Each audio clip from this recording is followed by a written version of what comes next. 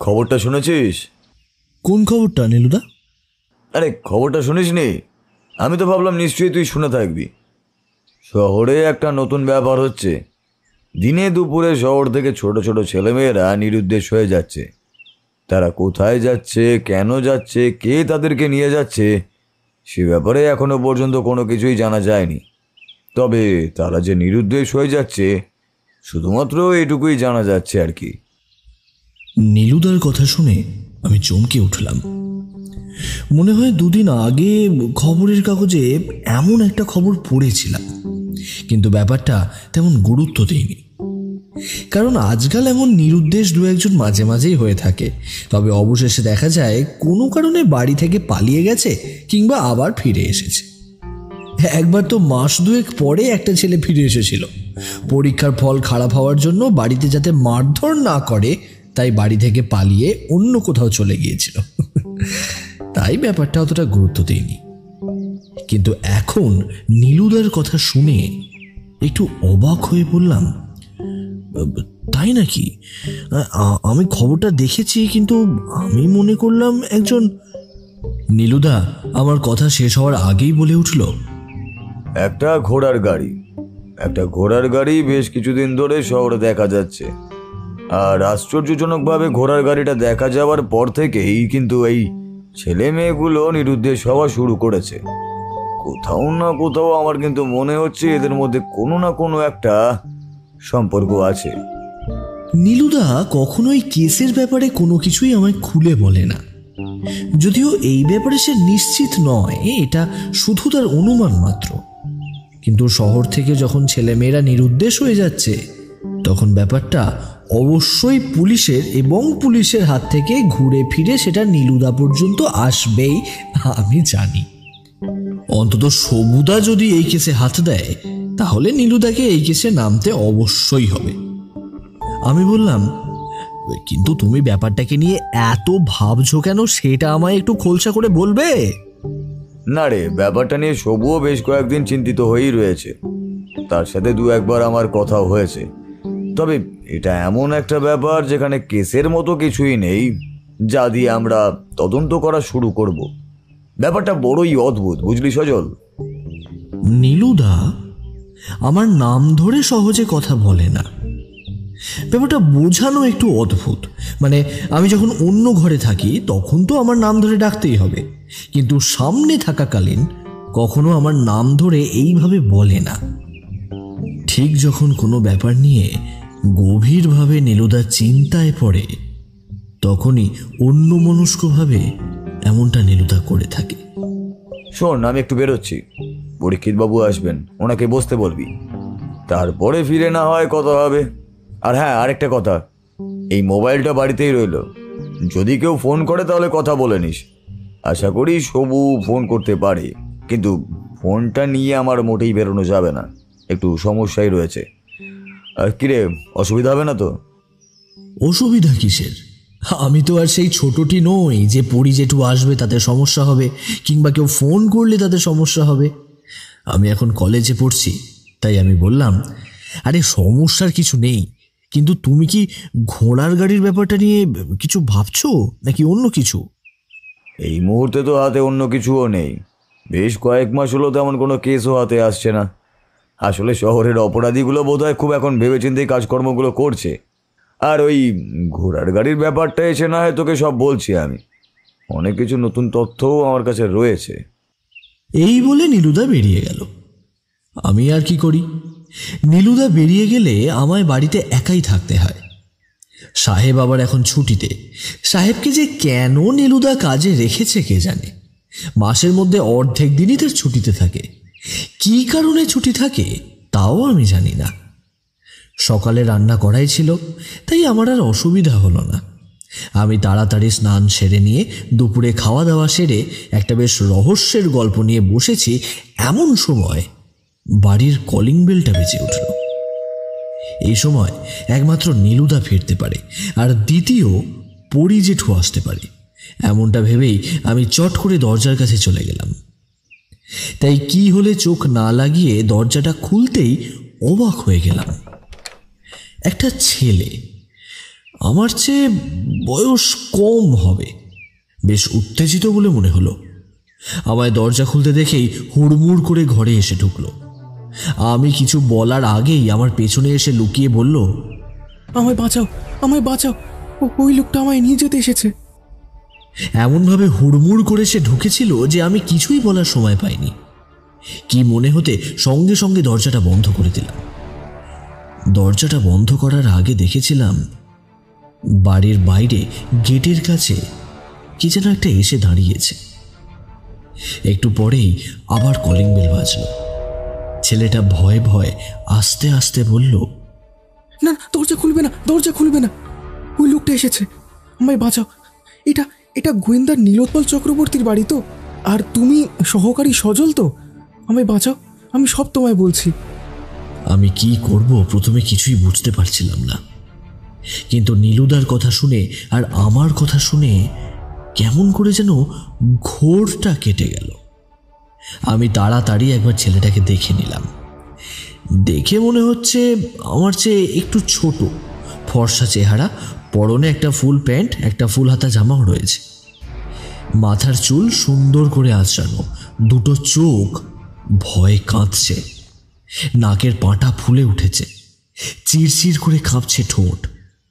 সে কোনো রকমে একপাশে দেওয়ালের কাছে গিয়ে দাঁড়িয়েছে।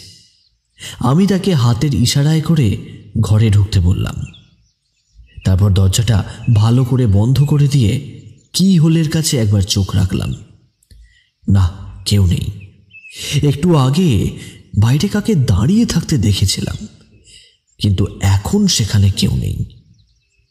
ফিরে এলাম ঘরের কাছে। ছেলেটা ঘরের মেঝের উপরে বসে পড়েছে। বললাম, আরে মেঝের উপরে বসতে হবে না, তুমি এই চেয়ারটায় বসো। তারপরে বলো তো কি হয়েছে। ছেলেটা হাতের ইশারায় জলের কথা বলল। জল এনে দিতেই ঢক ঢক করে এক গ্লাস জল খেয়ে নিয়ে খানিকটা ধাতস্থ হলো ছেলেটা। আমি একটা চেয়ার নিয়ে তার মুখোমুখি বসলাম। ছেলেটা আমার দিকে তাকিয়ে বলল, তুমি সজল তো? হ্যাঁ, আমি সজল, কিন্তু তোমার নাম কি? তুমি কি চেনো আমায়? চিনি, একবার তোমায় ওই নীলোৎপল চক্রবর্তীর সঙ্গে দেখেছি। তোমাদের সঙ্গে আরেকজন ছিল, একটু বয়স্ক মতো লোক। যতদূর শুনেছিলাম তিনি একজন পুলিশের দারোগা। তোমাদের কাছে আমি এসেছি একটি বিশেষ কারণে। ওই লোকটা আমায় ধরে নিয়ে যাওয়ার চেষ্টা করছিল, কিন্তু পারেনি। এখানে এসেই তোমাদের কথা মনে পড়ে গেল, তাই তাড়াতাড়ি তোমাদের বাড়িতে এসে ঢুকলাম। কিন্তু ওই নীলোৎপলবাবু কোথায়? ছেলেটার বয়স কম হলেও কথাবার্তা বেশ মার্জিত এবং সুন্দর। ছেলেটা বেশ উচ্চ বংশের হবে, অথবা আর্থিক দিক থেকে তাদের অবস্থা বেশ ভালো হবে। সচরাচর এমন বয়সী মধ্যবিত্ত কিংবা সাধারণ ছেলের মুখে এমনভাবে কথাবার্তা খুব একটা শোনা যায় না। তুমি কোনো চিন্তা করো না, নীলুদা একটু বেরিয়েছে, বাড়িতে এই মুহূর্তে আমি ছাড়া আর কেউ নেই। তাহলে বাড়ির সব দরজা জানলা বন্ধ করা আছে তো? আমাদের একটু সাবধানে থাকতে হবে, ওরা কিন্তু এত সহজে ছাড়বে না। কারা ছাড়বে না? ছেলেটা আর কিছু বলতে পারল না। বুঝতে পারলাম বেশ ভয়ে ভয়ে রয়েছে। ঠিক তখন এই ঘরের জানলার কাছটায় কার যেন ধাক্কা পড়ল। সঙ্গে সঙ্গে ছেলেটা ছিটকে গেল চেয়ার থেকে। আর তখনই বাইরে থেকে গম্ভীর গলায় কেউ যেন বলল, লুকিয়ে বাঁচতে পারবি না, বেরিয়ে আয়, বেরিয়ে আয় বলছি। কথাটা শুনেই ছেলেটা ভয় পেয়ে গেল। কিছু একটা বলতে যাবে তার আগেই আমি তাকে মুখে আঙুল দিয়ে চুপ করে থাকতে বললাম। আস্তে আস্তে জানলার দিকে এগিয়ে গেলাম। আমি যতই জানলার দিকে এগোচ্ছি বুঝতে পারছি ছেলেটা ততই ভীষণ ভয় পেয়ে যাচ্ছে। একবার পিছনের দিকে তাকিয়ে দেখলাম সে তখনও চুপ করে তাকিয়ে আছে আমার দিকে। আমি জানলার কাছে আরো খানিকটা এগিয়ে গেলাম।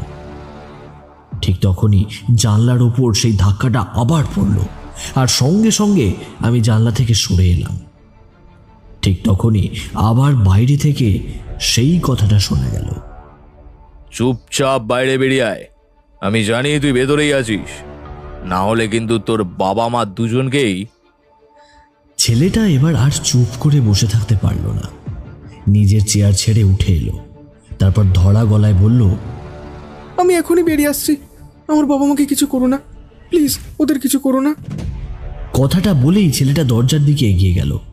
আমি কিছু বলার জন্য তাড়াতাড়ি এগিয়ে গেলাম তার কাছে। তার হাতটা চেপে ধরে বললাম, তুমি বাইরে যেও না, এক্ষুনি নীলুদা না হলে পরি জেঠু চলে আসবে, তখন কিছু একটা ব্যবস্থা করা যাবে।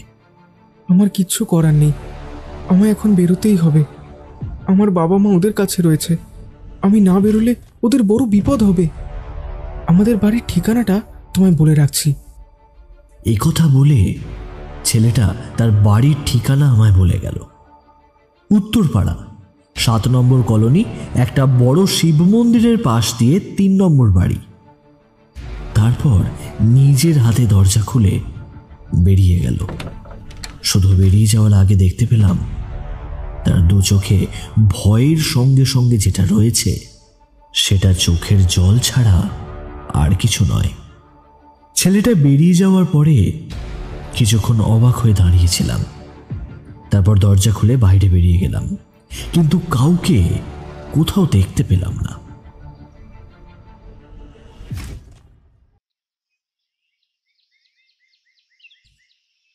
যখন তখন এভাবে দরজা খোলো কেন?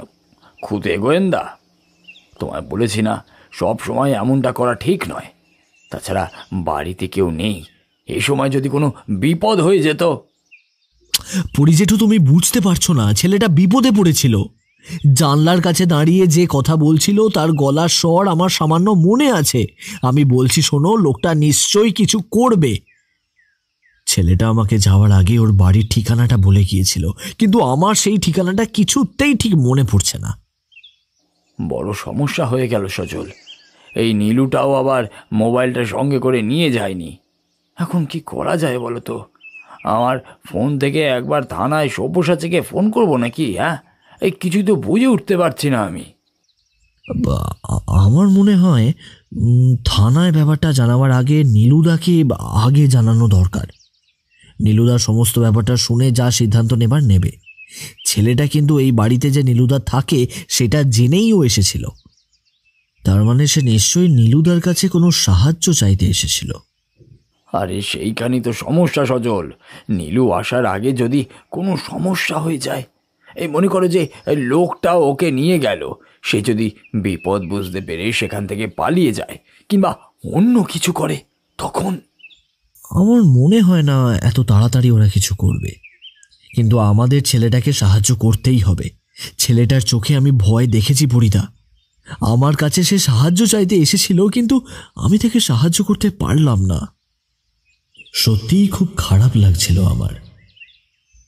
ছেলেটাকে এইভাবে যেতে দিলাম কেন সেটা মনে করেই বারবার নিজের ওপর রাগ হচ্ছিল। পরি জেঠু অনেকক্ষণ হলো এসেছে, সেও চুপ করে ভাবছে। এমন সময় বাইরের দরজায় কলিং বেল বাজতেই আমি তাড়াতাড়ি ছুটে গেলাম। কি হোলের কাজ দিয়ে চোখে নজর দিতেই নীলুদাকে দেখতে পেলাম। দেখে যেন মনের মধ্যে সমস্ত সাহস আবার ফিরে পেলাম। তাড়াতাড়ি দরজা খুলে দিলাম। নীলুদা ঘরে ঢুকতে না ঢুকতেই আমি বললাম, নীলুদা, নীলুদা, আমার মনে পড়েছে, আমার ঠিকানাটা মনে পড়েছে। উত্তরপাড়ার 7 নম্বর কলোনি, একটা বড় শিব মন্দির আছে। তারপরে যতটা সম্ভব ওই 10 নম্বর বাড়ি। আরে কি বলছিস? এটা কার ঠিকানা? আর হঠাৎ করে এমন একটা ঠিকানা? আরে পরীক্ষিত বাবু, আপনি কখন এসেছেন? এখন দাঁড়াবার সময় নেই নীলু, চলো চলো, এখনই বেরিয়ে পড়তে হবে। সজল, ঠিকানাটা ভালো করে মনে করো। সজল, সজল, ঠিকানাটা ভালো করে মনে করো আর একবার। কিন্তু কোথায় যাব? আরে কি হয়েছে, কিছু বলবেন কি আমাকে? আগে তাড়াতাড়ি বেরিয়ে পড়ি, চলো। যেতে যেতে তোমাকে আমি সবটা বলবো।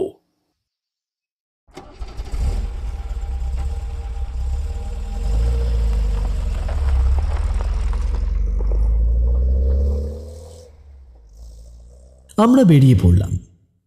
উত্তরপাড়ার জায়গাটা আমাদের এলাকা থেকে বেশ খানিকটা দূরে। প্রথমে গাড়ি, তারপর খানিকটা পায়ে হেঁটে আমাদের যেতে হলো। সেখানে 7 নম্বর কলোনি এবং সেই শিব মন্দির খুঁজে বার করতে আরও খানিকটা সময় লেগে গেল। এর মধ্যেই নীলুদাকে সমস্ত কথা বলা হয়ে গিয়েছিল। নীলুদা আমাদের কথা শুনে চিন্তিত মুখে বলল, বড় ভুল হয়ে গেছে। মোবাইলটা যদি সঙ্গে করেই নিয়ে যেতাম তাহলে টেলিফোন করলেই আমায় পেয়ে যেতিস, তখন না হয় কিছু একটা ব্যবস্থা করাই যেত। বুদ্ধি করে থানায় ফোন করলি না কেন সঙ্গে সঙ্গে? কথাটা আমার মাথায় আসতেই অবাক হয়ে গেলাম। তাই তো, ছেলেটা ঘরে আসার পর যদি থানায় ফোন করতাম তাহলে অন্তত কিছুক্ষণের মধ্যে পুলিশ এসে পড়তো। ততক্ষণে যদি আমরা, কিন্তু ছেলেটা তো নিজেই থাকতে চাইল না। তার মা বাবাকে বোধহয় তারা বন্দি করে রেখেছে কোনো একটা কারণে। এই সময় এমন কথা বলো না নীলু। সজল যেটা করেছে তার সেই মুহূর্তে যেটা ঠিক মনে হয়েছে সেটাই তো করেছে। তার উপস্থিত বুদ্ধির ওপর গুরুত্ব দেওয়া প্রয়োজন। ও চাইলেই পুলিশে ফোন করতে পারত, কিন্তু পুলিশ আসার আগের সময়টুকু ওরা দুজনেই বাড়ির ভেতরে থাকতো। অপরাধীরা চাইলেই দরজা ভেঙে ভেতরে ঢুকতে পারতো। তারপরে ব্যাপারটা কি হতো তুমি বুঝতে পারছো? তাছাড়া সজল আর ওই ছেলেটার কথা যদি সত্যি হয় তাহলে ওই বাড়িতে এমন কেউ কি রয়েছে যাকে অপরাধীরা বন্দি করে রেখেছে?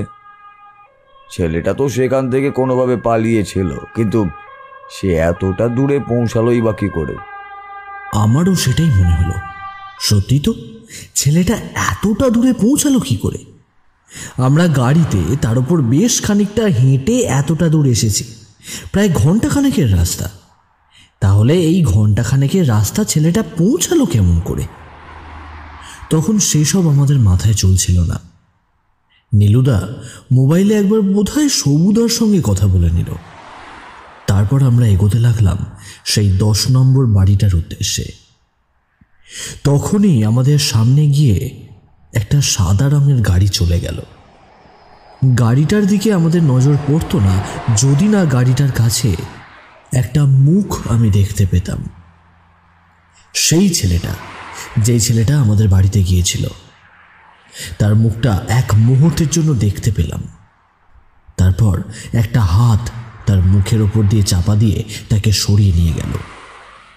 আমি সঙ্গে সঙ্গে চিৎকার করে বললাম, নীলুদা, নীলুদা, ওই যে ওই গাড়িটা। সঙ্গে সঙ্গে নীলুদা পেছনের দিকে ঘুরল। আমি এবং পরিজেঠুও পেছনের দিকে ঘুরলাম। তারপর আমাদের সবাইকে অবাক করে দিয়ে নীলুদা গাড়িটার পেছনে ছুটতে লাগলো। রাস্তাটা খুব বেশি পাকা নয়, মাঝারি, আর সেই রাস্তা দিয়ে গাড়িটা চললে উল্টো দিক থেকে কোনো কিছু আসা সম্ভব নয়। গাড়িটা খুব স্লোভাবেই চলছিল। নীলুদা কয়েক মুহূর্তের মধ্যে গাড়িটার একদম কাছে পৌঁছে গেল। আমি আর পরিজেঠু পেছনে গিয়েছি বটে, কিন্তু নীলুদার মতো গতিতে আমরা সামনে এগোতে পারিনি।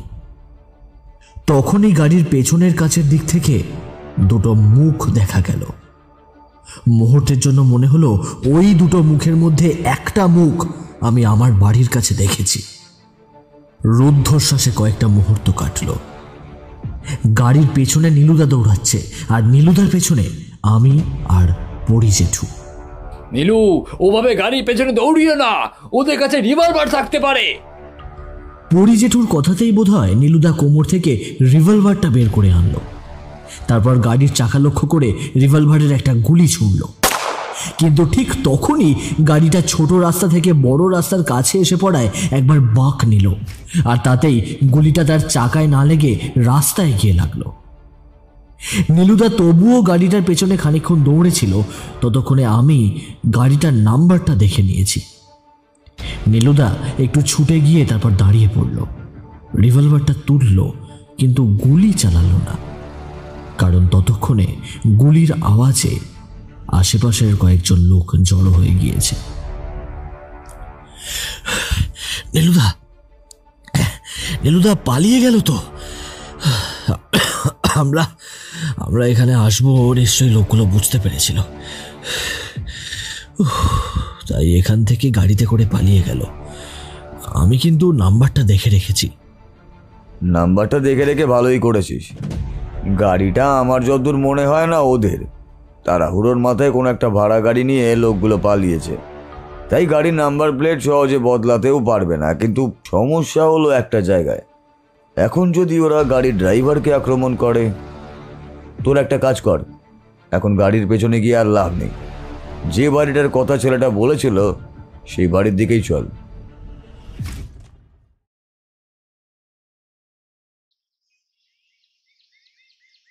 আমরা দেরি না করে সেই বাড়িটার দিকে এগিয়ে গেলাম। 10 নম্বর বাড়িটার কাছে আসতেই দেখা গেল বাড়ির দরজায় বাইরে থেকে তালা বন্ধ করা। ঘরের সব কটা দরজা জানলা সবই বন্ধ বলে মনে হলো। বাড়িটা একতলা, ওপরে একটা রেলিং দেওয়া ছাদ, চারপাশে ছোট মতো বাগান, পাঁচিল দিয়ে ঘেরা বাড়িটা। বাড়ির গেটটা খুলে ভেতরে ঢুকতেই বুঝতে পারলাম এখানে কিছু একটা হয়েছে।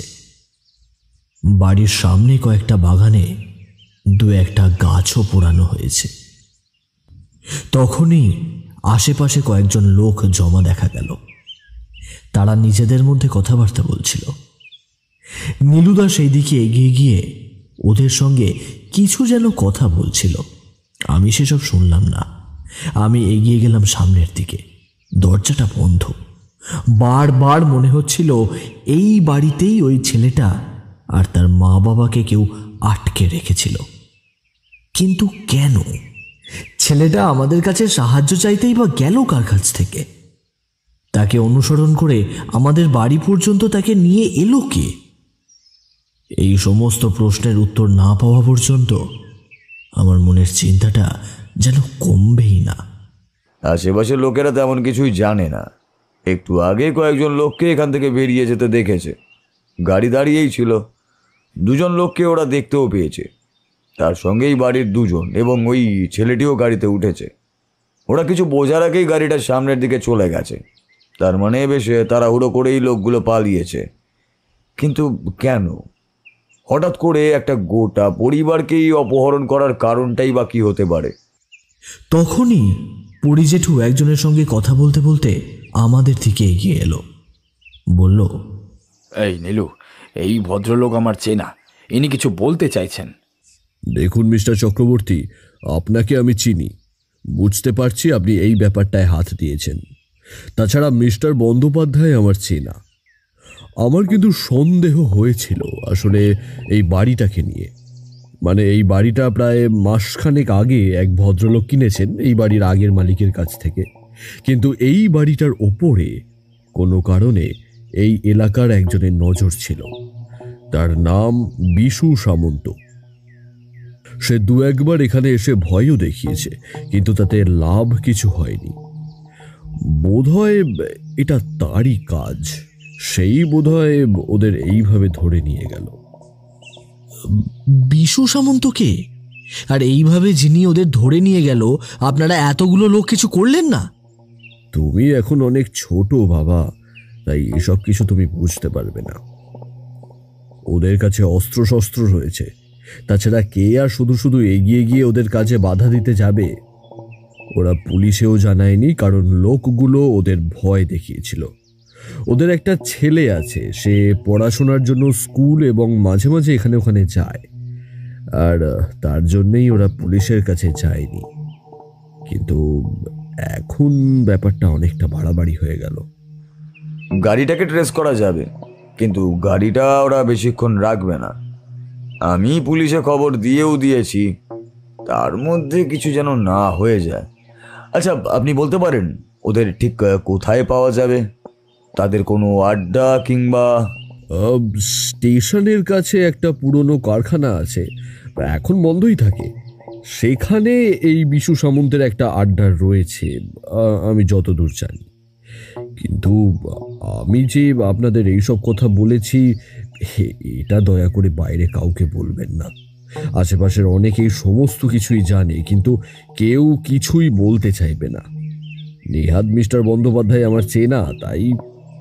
আরে আপনার কোনো চিন্তা নেই অবিনাশবাবু, এই কথা বাইরে কোথাও যাবে না। কিন্তু একটা কথা আমি কিছুতেই বুঝতে পারছি না, এই লোকগুলো কি এতদিন ধরে এই বাড়িতেই ছিল? আপনারা দেখতেই পাচ্ছেন এই বাড়িটা একদম শেষের দিকে। তাছাড়া আশেপাশে লোকজনের সঙ্গে ওদের এখনো তেমন ভালো যোগাযোগ হয়ে উঠতে পারেনি। আসলে মাসখানেক হয়েছে ওরা এখানে এসেছে। আচ্ছা নীলুদা, যদি ওরা মাসখানেক ধরে এখানে এসে থাকে, তাহলে আমায়, তোমায়, এমনকি পরি জেঠুকে ছেলেটা চিনল কি করে? হতে পারে কোনো সময় আমাদের দেখেছিল, কিংবা এটাও হতে পারে যে কোনোভাবে সে আমাদের বাড়ি চিনতে পেরেছিল। না হলে বাড়িতে গিয়ে সে একেবারে তোকেই বা ডাকবে কিভাবে?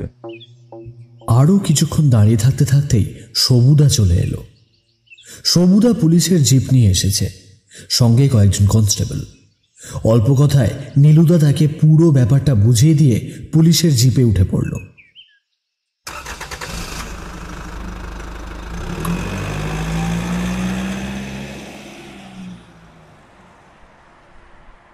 একটা পুলিশের জিপে আমি, নীলুদা, পরিচেটু, সবুদা আর একজন ড্রাইভার, আর অন্যটায় বেশ অনেকজন কনস্টেবল রয়েছে। সবুদা তখনই মোবাইলে কয়েকটা থানাকে এবং আশেপাশের কয়েকটা জায়গায় অ্যালার্ট করে দিল ওই গাড়ির নাম্বারটা বলে। যদি গাড়ির নাম্বারটা কোথাও দেখা যায় তাহলে সঙ্গে সঙ্গে তাকে জানাতে। আমাদের গাড়ি চলল স্টেশনের কাছে, সেই পুরনো কারখানার উদ্দেশ্যে। ছেলেটা আমাদের ব্যাপারে এত কিছু জানে, তার মানে ওরা বাইরে থেকে হলেও এই এলাকার আশেপাশেই কোথাও একটা থাকতো। এইখানে নতুন, কিন্তু আমাদের খবর পেয়েছে খবরের কাগজে কিংবা অন্য কোথাও তোকে দেখেছে। আচ্ছা, এমনটা তো হতেই পারে। আমি যখন সেদিন বাইরে বেরোলাম ঠিক তখনই ছেলেটা আমায় দেখতে পেয়েছিল। এখন অবশ্য মনে পড়ছে না। ওই বাড়ি থেকে বেরিয়ে আমি গেছিলাম ডান দিকে, বাঁ দিকের রাস্তার কাছে একটা গাড়িও দাঁড়িয়েছিল। তাহলে কি ছেলেটা ওই গাড়িতেই এসেছিল? ছেলেটা কোনো গাড়িতে আসেনি, ছেলেটা হেঁটেই এসেছিল। কিন্তু ওই যে লোকটা ছিল, সেই লোকটা নিশ্চয়ই গাড়িতে এসেছিল। আমার সেটাই মনে হচ্ছে, কারণ ছেলেটা বেরিয়ে যাওয়ার পরে গাড়ির শব্দ আমি শুনতে পেয়েছিলাম। এই বিশু সামন্তের ওপরে বেশ কয়েকটা চার্জ রয়েছে, কিন্তু তাকে একবারও হাতে নাতে ধরা যায়নি। এইবার যদি হাতে নাতে ধরা যায় তাহলে একটা কাজের কাজ হবে। আর এই যে পরিবারকে ওরা আটকেছে, তার অন্য একটা কারণ আছে। ওই বাড়ির লোকটার নাম হলো তন্ময় হালদার, সে একজন সরকারি অফিসার। বিশু সামন্তের প্রমোটারির কোনো একটা ব্যবসা রয়েছে, সেইভাবেই কোনো সময় তার সঙ্গে একটা সমস্যা হয়েছে। আমার মনে হয় কোনো আটকে থাকা কাজের সমাধান করার জন্য এই ব্যাপারটা এমন হয়েছে, আর সুযোগটা ভালোই নিয়েছে। আশেপাশের লোকেদের সঙ্গে ওদের এখনো তেমন সম্পর্কও গড়ে ওঠেনি। এই ফাঁকেই বোধ হয় তারা বাড়িতে ঢোকে। তার মানে বাড়ির ভেতরেই ওরা তখনও ছিল। ছেলেটা যদি বাড়ির বাইরে বেরিয়ে না আসতো তাহলে তো ওদের ব্যাপারে আমরা কিছু জানতেই পারতাম না। এখন কিছু না হয়ে গিয়ে থাকে।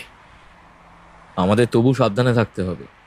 এই বিশু সামন্ত লোকটা খুব একটা ভালো নয়।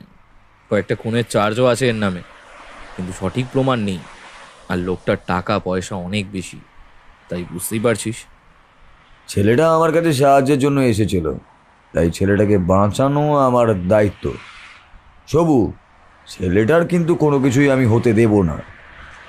আমি বুঝতে পারছিলাম নীলুদা ভেতরে ভেতরে বেশ রেগে উঠছে। রেগে উঠে যাওয়াটাই স্বাভাবিক। নীলুদার কাছে যে এসেছে তাকে নীলুদা বাঁচাতে না পারলে সেটা নীলুদার মনের ভেতরে থেকে যাবে। আমরা স্টেশনের কাছে পৌঁছে গেলাম। পুলিশের দুটো জিপ সেই পুরনো কারখানা থেকে বেশ খানিকটা দূরে রাখা হলো। এখন দুপুর পেরিয়ে বিকেল হতে শুরু করেছে। এই এলাকাটা পরিত্যক্ত, লোকজন চট করে যায় না। বড় লোহার দরজা একসময় বন্ধ থাকত, এখন তার আশপাশটা ভেঙে পড়েছে। সেখান থেকেই আমরা ভেতরে ঢুকলাম। আমি, সবুদা, নীলুদা, পুরী জেঠু এবং পুলিশের একজন। বাকিরা সেইখানেই রইল। আমরা ঢুকতেই দেখতে পেলাম সামনের ফাঁকা জায়গাটায় জঙ্গল মতো হয়ে আছে। অনেকটা দূরে একটা দোতলা মতো বাড়ি অর্ধেকটা ভেঙে পড়েছে। জায়গাটা অনেক বড়। অনেকটা দূরে আবারও অমনি একটা দোতলা মতো বাড়ি দেখা গেল। ওদেরকে খুঁজে বার করতে হবে। এই কম্পাউন্ডটা কিন্তু বেশ বড়। একটা কাজ করা যাক, নীলু, তুই আমি মিলে এই দিকটা যাই। পরীক্ষিত বাবু আর বিশাল তোমরা দুজন ওই দিকটায় যাও। আর সজল, তুই জিপে ফিরে যা। এমন একটা জায়গাতে তোর থাকাটা নিরাপদ নয়। আমি কিছু একটা বলতে যাচ্ছিলাম, তার আগেই নীলুদা আঙুল তুলে আমায় চলে যেতে বলল। আমিও বাধ্য ছেলের মতো সোজা এসে জিপে বসে পড়লাম, কিন্তু বারবার মনের ভেতরে চলতে লাগলো, সত্যি সত্যি নীলুদা আমায় চলে যেতে বলল কেন? যদিও ব্যাপারটা যে একটু অন্য দিকে গড়াচ্ছে তা আমি বুঝতে পারছিলাম। ওদের সবার কাছে রিভলভার রয়েছে, তাছাড়া ভেতরে যে গোলাগুলি হতে পারে সেটাও বোঝা যাচ্ছে, কিন্তু তাই বলে আমি জিপের কাছে বসে অনেকক্ষণ আকাশ পাতাল ভাবলাম। বারবার চোখের সামনে ছেলেটার মুখ আর গাড়িটার নাম্বার ভেসে আসছিল। ঘণ্টাখানেক কেটে গেল এইভাবে। তারপর হঠাৎ দেখলাম পরি জেঠু আর বিশাল ফিরে আসছে, তার পেছনে ফিরে আসছে সবুদা। সঙ্গে সঙ্গে সে এগিয়ে এসে বাকি সকল কনস্টেবলকে নিয়ে আবার এগিয়ে গেল অন্য একটার দিকে। এবার একটা পাঁচিল ধার ঘেঁষে সামনের দিকে এগোচ্ছে। মনের মধ্যে উত্তেজনা টকবক করছে। তাহলে কি নীলুদা কিছু একটা বুঝতে পেরেছে আর তার জন্য বাকিদের নিয়ে যেতে বলল? আমায় সেখানে রেখে যাওয়াটাও বোকামি, তাই আমায় ওদের সঙ্গে নিয়ে গেল। তখন বুঝতে পারলাম দুজন কনস্টেবল আমায় বেশ পাহারায় পাহারায় রেখেছে। কারোর মুখে কোনো কথা নেই। জঙ্গল মতো জায়গাটায় বড় বড় গাছের আড়াল থেকে আমরা এগিয়ে গেলাম একটা দিকে। এদিকে বড় মতো একটা জায়গা, টিনের ছাদ, এছাড়া চারপাশটা টিন দিয়ে ঘেরা। ছোট ছোট দরজা মতো রয়েছে ভেতরে ঢোকার জন্য। তারই একপাশে গিয়ে দাঁড়াতেই নীলুদাকে দেখতে পেলাম। নীলুদা মুখে আঙুল দিয়ে চুপ করতে বলল, তারপর আস্তে আস্তে বলল, একবার ভেতরের দিকে উঁকি মেরে দেখতো কিছু দেখতে পাচ্ছিস নাকি? আমি ভেতরের দিকে উঁকি মারলাম, আর সঙ্গে সঙ্গে যেটা দেখতে পেলাম তাতে আমার বুকের ভেতরটা যেন বরফের মতো হয়ে গেল। ভেতরে তাকিয়ে প্রথমে অন্ধকারে কিছু দেখা না গেলেও তারপর অন্ধকারে চোখ একটু সয়ে আসতেই আর একটু সামনের থেকে সূর্যের অল্প আলোয় দেখা গেল সেই ছেলেটাকে। তার মুখে একটা কালো কাপড় জড়িয়ে রাখা, তার গলায় একটা দড়ির ফাঁস। দড়ির ফাঁসটা ঝুলছে ওপরে একটা লোহার রডে। ছেলেটার পায়ের তলায় একটা বড় সড়ো ড্রাম। ড্রামের ওপরে দাঁড়িয়ে রয়েছে বলে তার গলার ফাঁসটা বোধহয় খানিক সমস্যা করছে। একটু দূরে দুটো থামের সঙ্গে বাঁধা একটি লোক ও একজন মহিলা। তাদের দুজনের হাত পা বাঁধা হলেও মুখটা খোলা। মহিলা কি যেন বলছে, কিন্তু এখান থেকে তা শোনা যাচ্ছে না। আশেপাশে বেশ কয়েকজন লোক রয়েছে, সবার হাতেই রিভলভার। সবুদা আর একবার ভালো করে ভেতরে দেখে নিতেই আমি বললাম, ছেলেটার মুখ তো দেখতে পাচ্ছি না, কিন্তু যতদূর মনে হচ্ছে জামাটা এইটাই ছিল। কিন্তু ছেলেটা তো বিপদে রয়েছে, যদি আমরা তাড়াতাড়ি কিছু না করি তাহলে। এত সহজে কিছু করবে বলে তো আমার মনে হচ্ছে না। তাছাড়া এদের মধ্যে এদের মাথা নেই, না হলে এতক্ষণে ওরা কিছু একটা করতো। আমার মনে হয় ওরা কারোর জন্য এখানে অপেক্ষা করছে। এদের মধ্যেই একজন দুবার কাউকে ফোনও করলো। আমাদের খুব সচেতনভাবে লক্ষ্য রাখতে হবে, কিন্তু বাইরে থেকে আবার কেউ এলে সে যদি আমাদের দেখতে পায় তখন সমস্যায় পড়ব। এই দরজাগুলো দিয়ে ঢুকলে কয়েকটা পুরনো ভাঙাচোরা যন্ত্র রয়েছে, তার পেছনের দিকে আমরা অন্ধকারে লুকোতে পারি। কিন্তু সবাইকে তৈরি থাকতে হবে, যে কোনো সময় কিন্তু আমাদের আক্রমণ করতে হতে পারে। পরি জেঠুর মুখে গম্ভীর কথাগুলো শুনে বুকের ভেতর রক্ত যেন ছলাৎ করে উঠল। যে কোনো মুহূর্তে ছেলেটার বিপদ হতে পারে। আমরা যদি একটু এদিক থেকে ওদিক করে ফেলি তাহলেই সমস্যা। কিন্তু বাইরে থেকে কে আসবে? বিশু সামন্ত? তাহলে কি এই সমস্ত কিছুর মূলে সেই রয়েছে? বিকেলটা সন্ধ্যের দিকে এগিয়ে যাচ্ছিল আস্তে আস্তে। চারপাশে যেন আরো বেশি অন্ধকার নামছিল। আমরা সেই অন্ধকারকে আশ্রয় করে ছোট দরজাগুলো দিয়ে ঢুকে বড় বড় পুরনো বিকল হয়ে যাওয়া যন্ত্রগুলোর পাশে লুকিয়ে রইলাম। এক জায়গায় আমি আর নীলুদা, এক পাশে সবুদা পরিজেঠু, অন্য পাশে দুজন দুজন করে 4 জন কনস্টেবল। সবাই লুকিয়ে পড়ার সঙ্গে সঙ্গেই এবার যেন সামনের দিকের কথাগুলো শুনতে পেলাম। একটা লোক বলছে, এটা ভেবেছিল পালিয়ে গিয়ে ওই গোয়েন্দার বাড়িতে গেলে গোয়েন্দা ওকে বাঁচাবে। আরে আমি তো গাড়ির সামনে দাঁড়িয়ে দেখতে পেয়েছি গোয়েন্দা ঘর থেকে বেরিয়ে গেছে। তখনও কি জানতাম বেটা আমাদের সঙ্গে রয়েছে? তোর গাড়ির ডিক্কিতে ছেলেটা উঠে পড়লো আর তুই জানতেও পারলি না? এই কিভাবে নজর রাখিস তুই? হ্যাঁ, আরে আমি কি তখন জানতাম ও আমার গাড়িতে উঠে পড়বে? তখন তোর সঙ্গে কথা বলতে বলতে ওই গোয়েন্দা নীলোৎপল চক্রবর্তীর কথাটা বলে ফেলেছিলাম। তার বাড়ির কাছে যে যাবো সেটাই ব্যাটা শুনে কাজে লাগিয়েছে। আমার ছেলেকে ছেড়ে দাও, আমি অন্যায় কাজ করব না। তোমাদের ওই কাজে আমি সম্মতি দিলে তাতে অনেকের ক্ষতি হবে। অনেকের ক্ষতি হবে কি হবে না তা জানি না, তবে তোদের যে ক্ষতি হবে তা ঠিক বুঝতে পারছি। বসের কথায় নড়চড় হলে বস কাউকে ছাড়ে না। তোদের ওই পুলিশ গোয়েন্দা কেউ কিচ্ছু করতে পারবে না। শালা তোদের লাশ শুদ্ধ গায়েব করে দেবো। তুমি কেন এখনো ওদের কথা শুনছো না বলো তো? ওদের কথা শোনো, ওরা যা বলছে তাই দিয়ে দাও, আমার ছেলেটাকে বাঁচাও।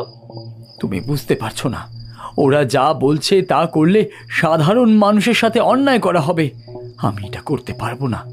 আমি একজন সরকারি কর্মচারী, আমাকে সাধারণ মানুষদের কথা ভাবতে হবে। তাদের কথা না ভেবে এই গুন্ডা বদমাশদের।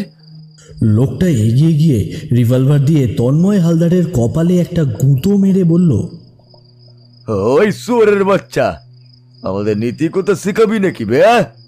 দাঁড়া, বস আসুক। প্রথমে তোকে মারবো, তারপর বাকি সবটাকে। তারপর তোর জায়গা যে আসবে সে দেখবি সুর করে বসের কথা শুনবে। তোকে এতগুলো টাকা লোভ দেখানো হলো, তাও শুনলি না? তোদের মতো লোকেদের বেঁচে থেকে আর লাভ নেই। নীলুদা রাগে দাঁত কিরমির করে বলে, সমাজের ভালো মানুষ কমে যাচ্ছে, আর তোর মতন মানুষরা যারা অন্যের জন্য ভালোভাবে কাজ করতে চায় তারা ভয় পাচ্ছে। এটাকেও যেন ছাড়া না হয়। সবু, তোর কি মনে হচ্ছে বলতো, এইভাবে পুলিশের অপমান করার পরে ওদের ছেড়ে দেব? আমাদের সবার বন্দুক রেডি আছে, একবার করে গুলি চালালেই সবকটা লাশ এখানে পড়ে থাকবে। কিন্তু আমার চাই বিশু সামন্তকে। আমরা সবাই চুপ করে পাথরের মূর্তির মতো বসে রইলাম। বুঝতে পারলাম নীলুদার কথাই সত্যি।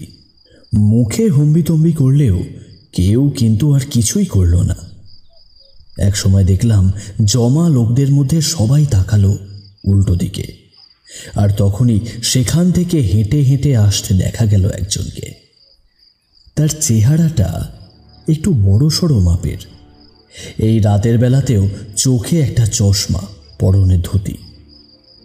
এই এলাকায় ধুতি পাঞ্জাবি পরা লোকজনের সংখ্যা খুব কম। ধুতি পরা থাকলেও ওপরে কিন্তু পাঞ্জাবি নয়, একটা হাফ হাতা জামা। মানুষটি এগিয়ে এসে চশমাটা খুলে ফেলল। তারপর তন্ময় হালদারের মুখের কাছে এসে বলল, খুব চর্বি হয়েছে না তোর? হ্যাঁ, খুব চর্বি। আমার কথা শুনবি না? বেশ, তোকে শুনতেও হবে না। আমি ব্যবস্থা করে ফেলেছি। তুই মারা গেলে তোর জায়গায় অন্য কেউ চলে আসবে, সে আমার কাজটা ঠিকই করেই দেবে। এই একটা কাজ করতাম, এই ছেলেটাকে প্রথমে মার, তাহলে ওরা বুঝতে পারবে আমার কথা না শোনার ফল কি হয়। তারপর বউটাকে মার, আর তারপরে একে মারবি। এই কথায় প্রথম লোকটা এগোতে লাগলো সামনের দিকে। আমি রুদ্ধশ্বাসে বলে উঠলাম, নীলুদা, নীলুদা। নীলুদার জামাটা খামচে ধরলাম আমি। নীলুদা সবুদার দিকে তাকিয়ে একবার চোখে চোখে ইশারা করলো। ওরা একটু একটু করে এগিয়ে আসছে ছেলেটার দিকে। ছেলেটার মুখটা বাঁধা রয়েছে, নইলে এতক্ষণে সে একটা হলেও কথা বলতো। আমি রুদ্ধশ্বাসে অপেক্ষা করে চলেছি। বুঝতে পারছি সবার হাতেই উঠে এসেছে রিভলভার। ধুতি পরা লোকটা একটা চেয়ারে গিয়ে বসে এই দিকেই তাকালো। ছেলেটা বাঁধা রয়েছে, আমাদের দিকে পিঠ করা। লোকটা হাঁটতে হাঁটতে এগিয়ে আসছে, রিভলভারের নলটা দিয়ে গালের কাছে চুলকাতে লাগলো। তার মুখটা বিভৎস দেখাচ্ছে। সঙ্গে সঙ্গে আমি বুঝতে পারলাম এই লোকটাকেই আমি আমার বাড়ির সামনে দেখেছিলাম। রেডি? ওই লোকটা যেই ড্রামটাকে সরাবার চেষ্টা করবে ঠিক তখনই সবাই রিভলভার তুলে সামনের দিকে তাকিয়ে রইল। আমি রুদ্ধশ্বাসে অপেক্ষা করছি। আর 10 পা, 9 পা, 8 পা, 7 পা। লোকটা হাসতে হাসতে সামনের দিকে এগিয়ে আসছে আর বলছে, 3 দিন ধরে এই সময়টার জন্য অপেক্ষা করছিলাম। এবার চালাকি করার ফল তোরা বুঝতে পারবি। লোকটা এগিয়ে এলো, নিজের পাটা সামনের ড্রামের উপরে রাখলো। একটা ধাক্কা দিয়ে ড্রামটা ফেলতে যাবে ঠিক তখনই একটা গুলি ছিটকে গেল তার পায়ে। সঙ্গে সঙ্গে সে ছিটকে গেল পেছনের দিকে। ততক্ষণে বাকিরা রিভলভার তুলে ফেলেছে। এদিকে কনস্টেবল আর বাকিরা ততক্ষণে চারপাশে ছড়িয়ে যাওয়ার আগে নীলুদা আমায় বলল, সাবধানে, এখানেই বসে থাকবি, বাইরে একদম বেরোবি না। আমি বসে রইলাম। বাকিরা ততক্ষণে ছড়িয়ে পড়েছে। চারপাশে অন্ধকারটা আরো নেমে এসেছে। সেই বিশু সামন্ত তখন চেয়ার ছেড়ে উঠে কোমর থেকে রিভলভার বের করেছে। সঙ্গে সঙ্গে ওই দিকের লোকগুলো উল্টো দিকে জমিয়ে রাখা বাক্সের পিছনে লুকিয়ে পড়েছে।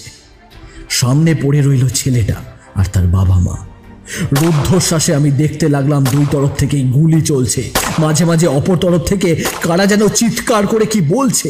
এই তরফ থেকে সবুদা চিৎকার করে বলল, তোদের মধ্যে একটাও এখান থেকে বাইরে যেতে পারবি না। এখনো বলছি সারেন্ডার কর, তাহলে সব কটাকে এখানে এনকাউন্টার করে মারবো। আমি বিশু সামন্ত, আমার গায়ে আজ পর্যন্ত কেউই হাত দিতে পারেনি। পুলিশ আমার কাছে ওই লেলি কুকুরের মতন এরকম করি যাচ্ছেন তো। মারবি এই সব কটাকেই মারবো, কাউকে এখান থেকে বের হতে দেব না। গুলি চলতে লাগলো। আমার সেদিকে লক্ষ্যই নেই। আমি দেখছিলাম কখন ছেলেটাকে ওখান থেকে নামিয়ে আনতে পারবো। দড়িটা সেই একটা লোহার রডের ওপর বাঁধা ছিল, কিন্তু তার অপর প্রান্তটা বাঁধা রয়েছে এই দিকের একটা যন্ত্রর সঙ্গে। আমি আস্তে আস্তে সেই দিকে এগিয়ে যেতে লাগলাম। মাঝে মাঝে অপর পক্ষ থেকে চিৎকার শোনা যেতে লাগলো। বুঝতে পারলাম গুন্ডার দল 2-1 ঘায়েল হয়েছে। আমাদের একজন কনস্টেবলের হাতে গুলি লাগলো। একসময় বিশু সামন্ত 2 লোককে নিয়ে পালাবার চেষ্টা করতে লাগলো। তার পেছনে নীলুদা ও সবুদা চলে গেল। ততক্ষণে বাকিরা আমাদের কাছে এসে পড়েছে। আমি সেই ছেলেটার সামনে এসে দড়িটা খুলে দিতেই সে হুড়মুড় করে ড্রামের উপরে এসে পড়ল। আমি ছুটে গেলাম তার দিকে। ঠিক তখনই পরিজেঠু আমার সামনে এসে পড়ল। পরিজেঠু আমায় হাতে একটা ধাক্কা দিয়ে ঠেলে সরিয়ে দিতেই একটা গুলি এসে লাগলো পরিজেঠুর হাতে। সঙ্গে সঙ্গে পরিজেঠু ছিটকে পড়ল মাটির ওপর। পরিজেঠুর চিৎকার শুনে নীলুদা ও সবুদা পেছনে তাকাতেই দেখা গেল ওপার থেকে একটা গুন্ডা মাথা তুলেছে।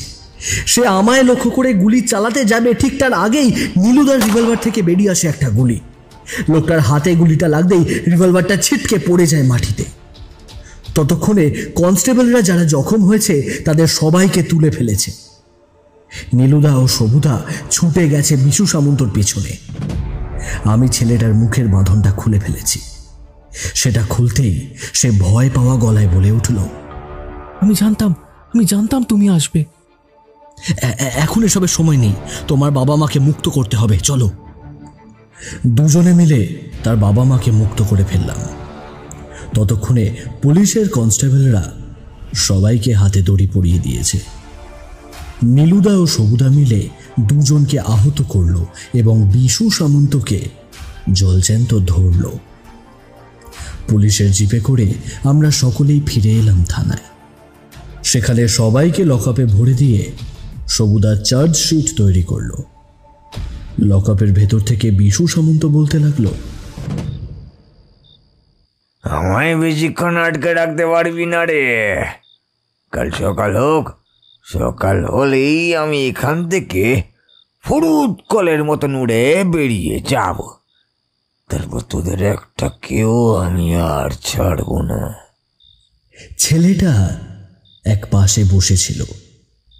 তন্ময় হালদারের মাথায় চোট লেগেছে। তার মাথার ক্ষত পরিষ্কার করছিল একজন কনস্টেবল।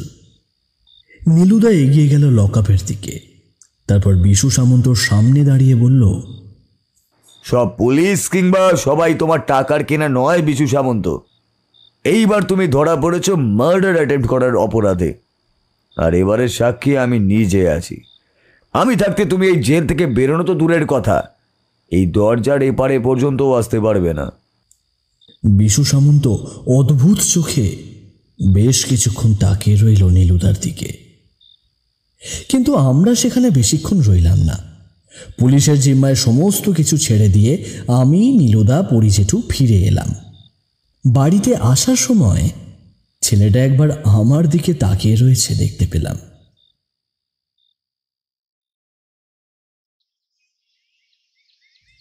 দুদিন পরের কথা।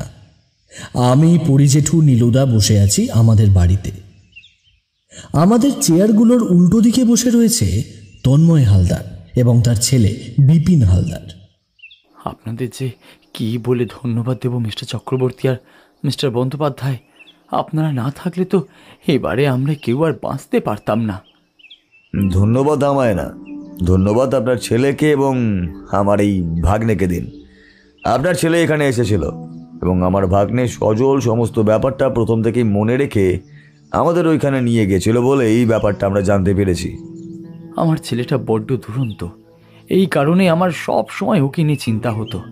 কিন্তু ওর এই দুরন্ত কাজের জন্যই যে এবার আমরা রক্ষা পেলাম সেটাও আমি বুঝতে পারছি। আসলে এই বিশু সামন্তের একটা ফাইল আমার কাছে এসেছিল। সেটা পাস করালে একটা অনাথ আশ্রমকে ইল্লিগালভাবে ওরা কবজা করে সেখানে একটা শপিং মল তৈরি করার কথা ভাবছিল। বিশু সামন্ত অনাথ আশ্রমের বিরুদ্ধে জাল কাগজপত্র তৈরি করে ফেলেছিল। এই ব্যাপারে অনেক সরকারি কর্মচারী, পুলিশ, এমনকি অনেক ওপর মহলকে ওরা টাকা দিয়ে হাত করেছিল। কিন্তু সমস্ত ফাইল রিলিজ হওয়ার কাজটা আমার হাতেই ছিল, তাই আমি সই না করলে কাজটা করতে পারছিল না। ওপর মহল থেকে আমায় চাপ দিলেও আমি কাজটা করছিলাম না। আপনার মতো সরকারি অফিসার এখনকার দিনে পাওয়া খুবই দুর্লভ, তাই আপনাকে বাঁচাতে পেরে আমরাও খুব খুশি। বিশু সামন্তর ব্যাপারে অনেক কথা শুনেছি। সে অনেক অপরাধ করেও বেঁচে গেছে শুনেছি। এবার হয়তো আপনাদের জন্য সে শাস্তি পাবে। আমার স্ত্রী তো ভয় পেয়ে গিয়েছিল এক সময়। সত্যি বলবো নীলুবাবু, মনে হয়েছিল এই ছেলেকে বাঁচানোর জন্য যদি একবার কিছু করতে হয় তাহলে করি না। অর্থের অভাব আমাদের নেই, বাবা যা রেখে গেছে তা অনেক, কিন্তু সাধারণ মানুষের জন্য কাজ করব ভেবেই এই ডিপার্টমেন্টে যোগ দিয়েছি। ছেলেকে যদি হারাতে হতো তাহলে হয়তো আর এই চাকরিতে থাকতাম না। তন্ময়বাবু, ভালো মানুষের সংখ্যা খুবই কম, কিন্তু নেই বলে তা নয়। তাই ভালো মানুষ হওয়াটা এবং ভালো কাজ করে যাওয়াটা ছেড়ে দিলে কিন্তু চলবে না। আসলে ওরা এটাই চায়, ভালো মানুষগুলোকে ভয় দেখিয়ে কিংবা অন্য কোনোভাবে খারাপ করে ফেলতে, যাতে ভালো আর খারাপের মধ্যে কোনো পার্থক্যই না থাকে। আপনি যা করছেন তাই করুন, পুলিশ সব সময় আপনার সাথে আছে। পুলিশের কাছে কমপ্লেন করেছিলাম, কিন্তু সেখান থেকে কোনো সাহায্যই পাইনি। তারাও বলেছিল বিশু সামন্তের কথা শুনতে, যদিও সেটা আপনাদের এই আন্ডারে নয়। আপনাদের যে পুলিশ অফিসার ছিল তিনি সত্যিই ভালো। সবুদা কখনো খারাপ কিছু কাজ করতেই পারে না, আর নীলুদা যখন আছে তখন আপনাদের ভয় পাওয়ার কোনো দরকার নেই। আবার যদি কোনো সময় কোনো প্রয়োজন হয় আপনারা আবার নীলুদার কাছে আসবেন। নীলুদা এবার বিপিনের দিকে তাকিয়ে বলল, কিন্তু একটা কথা আমি বুঝতে পারলাম না, তুমি অত দূর থেকে আমাদের বাড়ির সামনে এলেই বা কি করে? আপনারা আমায় সত্যি সাহায্য করবেন এটা আমি ভাবতে পারিনি। আমি সেদিন বাড়ি থেকে বেরিয়ে কোথায় যাব ভাবছিলাম, তখনই ওদের কথা শুনলাম। ওরা আপনাদের বাড়ির কাছাকাছি আসবে বলছিল, তাই তাড়াতাড়ি গাড়ির ডিকিতে উঠে পড়েছিলাম। তারপর যখন গাড়ি থামলো তখন নামতেই দেখতে পেলাম এই বাড়িটা। বাড়ির বাইরের নেম প্লেটে আপনার নাম লেখা ছিল, কিন্তু লোকটা আমায় এই বাড়িতে ঢুকতে দেখে ফেলেছিল। বুঝতে পারছিলাম আমায় না পেলে ওরা বাবা মায়ের ক্ষতি করবে, তাই বেরিয়ে গিয়েছিলাম। আর যাওয়ার আগে ঠিকানাটা দিয়ে গিয়েছিলাম। তন্ময় হালদার এবং তার ছেলে বিপিন উঠে পড়ল। পরিজেঠু বেরিয়ে গেল একটু পরে। আমি নিজের পড়ার টেবিলে এসে বসি। নীলুদা পেছন থেকে এসে আমার কাঁধে হাত রেখে বলল, সজল এই কাজের জন্য তোকে আমি বাহবা নিশ্চয়ই দেব, আর তার সঙ্গে সঙ্গে এটাও বলবো, দরজা খোলার আগে সবসময় কি হলে চোখ লাগিয়ে দেখে তারপরেই খুলবি। আর হ্যাঁ, এখনো অনেক সময় আছে, বিপদের মধ্যে ঝাঁপিয়ে পড়ার সময় এখন নয়।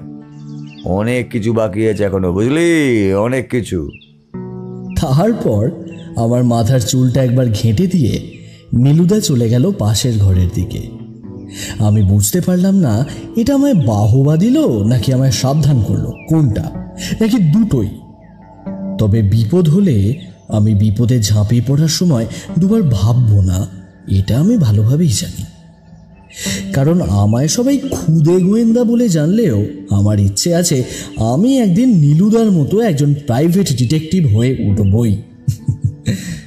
পাশের ঘরে যেতে যেতে নীলুদা বলল, এবার ঘোড়ার গাড়ির ব্যাপারটা নিয়ে পড়তে হবে, বুঝলি, ব্যাপারটা বড্ড বেড়ে উঠেছে। কাল একবার আমাদেরকে বেরোতে হবে। আমি হাসলাম। মনে মনে ভাবলাম, নীলুদা যাই বলুক না কেন, সে আমায় ছাড়া সহজে কোনো কেসে যাবে না।